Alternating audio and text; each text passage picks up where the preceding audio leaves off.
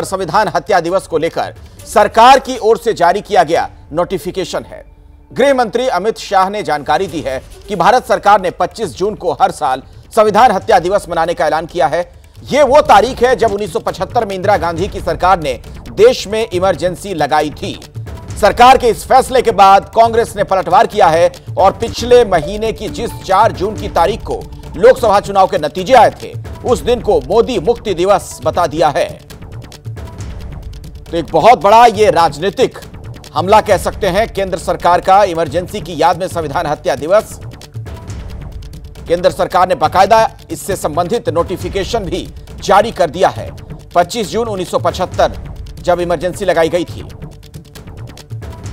कांग्रेस के सांसद इमरान प्रतापगढ़ी ने सरकार के फैसले पर बड़ा ऐतराज जताया। इमरान प्रतापगढ़ी से बात की है संवाददाता जैनेंद्र ने। कांग्रेस की मेरे साथ इमरान प्रतापगढ़ी हैं, राज्यसभा सांसद।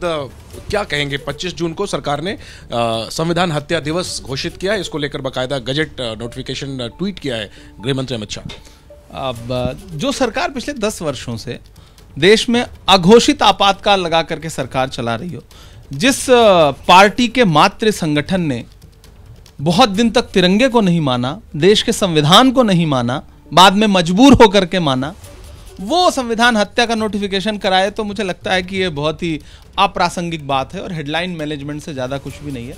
और 4 जून को जयराम रमेश जी ने बहुत अच्छा ट्वीट किया कि 4 जून को देश ने मोदी मुक्ति दिवस का नोटिफिकेशन पहले ही कर दिया है, इसलिए अब सरकार बौखला करके इस तरह के प्रपंच करते हुए इस तरह के नोटिफिकेशन कर रही है। देश जानता है कि 10 साल से अघोषित आपातकाल मौजूदा सरकार ने देश में लगा रखा है। लेकिन तो लगता है ये संविधान के मुद्दे पर आप लोग अब घिर गए, आप खतरे में बताते हैं। उन्होंने तो बताया कि आपने तो हत्या कर दी। जैनेंद्र जी, दरअसल देश का जो संविधान है वो खुद एक आईना है। आपने आईने की बात की, तो मुझे लग रहा है कि इस बीच प्रधानमंत्री जी को वो आईना एक बार देखना चाहिए कि उनके नेता लगातार चुनाव में बात करते रहे। नैरेटिव हमने नहीं बनाया, नैरेटिव भारतीय जनता पार्टी के नेताओं ने बनाया। हमने उस नैरेटिव का काउंटर किया।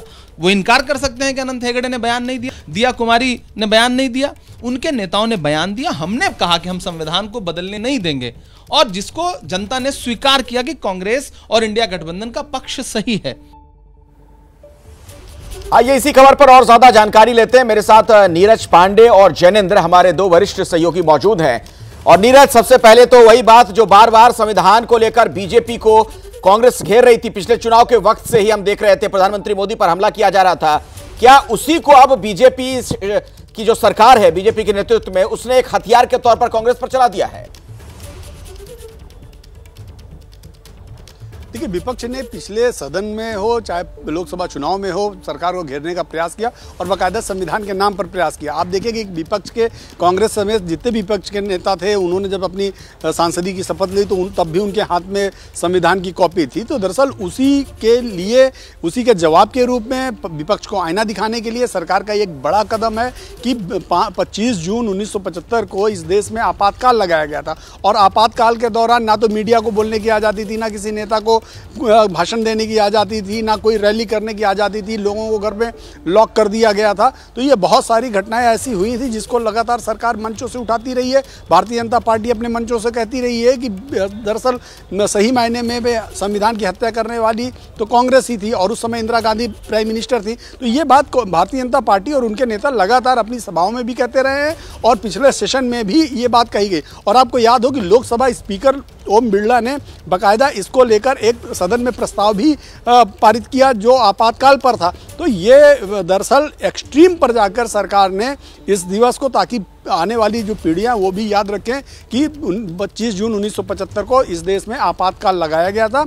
यही कारण है कि संविधान हत्या दिवस के रूप में नोटिफिकेशन सरकार की तरफ से किया गया और 25 जून को संविधान हत्या दिवस के रूप में घोषित किया गया है। जी देखिए जैनेंद्र, ये सच्चाई है। अगर देश की आजादी के बाद से हम बात करें तो जीवंत उदाहरण अगर हम देखें, लोकतंत्र की हत्या जो बार बार बात कही जाती है नेताओं की तरफ से, 25 जून 1975 को जो कुछ हुआ था जब इमरजेंसी लागू कर दी गई थी, अब कांग्रेस क्या घिर गई है जब बीजेपी ने ऐलान कर दिया, बीजेपी शासित सरकार ने, या फिर कुछ और रुख देख रहे हैं आप कांग्रेस का?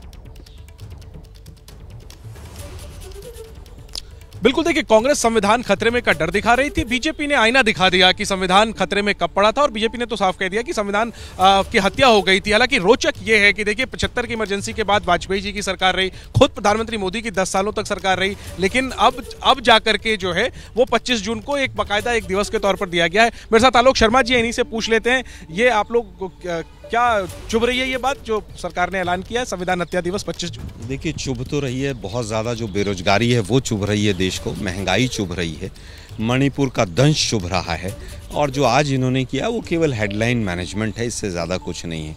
एक गुब्बारा फूट गया है मोदी जी का, ब्रांड मोदी का, उसमें बार बार बुझे हुए कारतूस से हवा भरी जा रही है, इससे ज़्यादा कुछ नहीं है।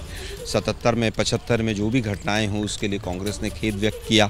उसके बाद 1980 में देश की जनता ने देश में दोबारा से कांग्रेस की सरकार बनाई। आज 10 साल के बाद ये पकौड़े तल रहे थे 10 साल से, अगर इतना ही बुरा हाल था तो मुझे लगता है कि केवल और केवल हेडलाइंस मैनेजमेंट है। अगर सरकार बनी, कांग्रेस की मौका मिला, अगर बीच में ही मिल गया और नहीं 29 में मिला, क्या इसको आप लोग इसको खत्म करेंगे? देखिए, मैं समझता हूँ ये एक पॉलिसी डिसीजन है, कैबिनेट डिसीजन है, और गजट नोटिफिकेशन से आज आया है। सरकार बनेगी तब उसका उत्तर देंगे, लेकिन इतना जरूर है कि अघोषित आपातकाल जो 10 साल से चल रहा है, देश उससे चुभन मान रहा है। बिल्कुल, देखिए पुरानी बात है तो कांग्रेस के पास कहने को है। कांग्रेस कह रही है कि इसके बाद देश में चुनाव हुए और पहले भी इमरजेंसी पर खेद जता दिया गया, और कांग्रेस लगातार मोदी सरकार के कार्यकाल को अघोषित आपातकाल कह रही है। वही चीज इस सरकार के नए फैसले पर कांग्रेस जो है वो कह रही है जी। लेकिन ये एक सच्चाई नजर आती है कि कांग्रेस अभी इस पर घिरती हुई दिख रही है, क्योंकि यह हकीकत है कि जो कुछ हुआ था उस वक्त 1975 में 25 जून को, तो लोगों के जो मौलिक अधिकार थे, फंडामेंटल राइट जो होते हैं संविधान प्रदत्त, उनका हनन हुआ था। ये एक सच्चाई है।